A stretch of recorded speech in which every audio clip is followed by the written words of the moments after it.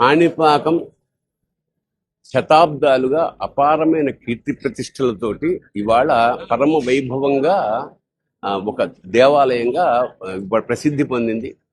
గతంలో తిరుపతికి వచ్చిన వాళ్ళు కాళహస్తికి వచ్చి వెళ్ళిపోతూ ఉండేవాళ్ళు. కానీ ఈ 50 ఏళ్లలో జరిగిన అభివృద్ధి కార్యక్రమాలు అయితేనేమి, దేవాలయం మిగతా పారిశుధ్యము, మిగతా వివరాల్లో ఏ స్థాయిలో ఉందంటే తిరుపతికి వచ్చిన వాళ్ళు కాణిపాకం దర్శనం చేసుకుని తర్వాత కాళహస్తి మీదుగా ఇళ్ళకెడుతున్నారు అన్నమాట. సో ఇదంతా ఇక్కడి కార్యవర్గ సభ్యులైతేనేమి, వేద పండితులైతే, పురోహితులను, ముఖ్యంగా గ్రామ ప్రజలైతేనేమి సహకరిస్తున్నారు.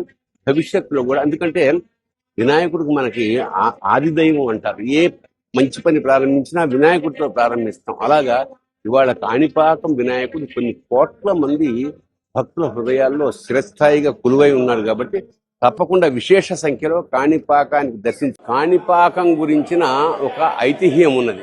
అదేమిటంటే 1000 సంవత్సరాల క్రితం ఇక్కడ స్వామివారు ఒక బావిలో స్వయంభూగా వెలిశారు.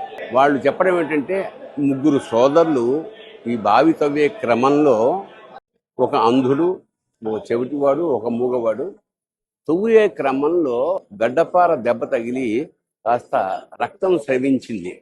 ఆ తర్వాత కనుగొంటే అది మన వినాయకమూర్తిగా వాళ్ళు కనుక్కున్నారు. అక్కడి నుంచి ఏమిటంటే దాదాపు దినదినాభివృద్ధి చెందుతూ స్వామివారు పెరగడం ప్రారంభించారని ఒక ఐతిహ్యం.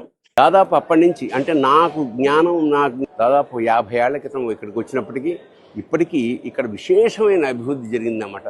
దాదాపు తిరుపతితో సమానమైన ప్రాభవం, వైభవం, కీర్తి ప్రతిష్టలు. మరిన్ని దైవిక వీడియోల కోసం మా ఛానల్ను ఫాలో అవ్వండి. ధన్యవాదాలు.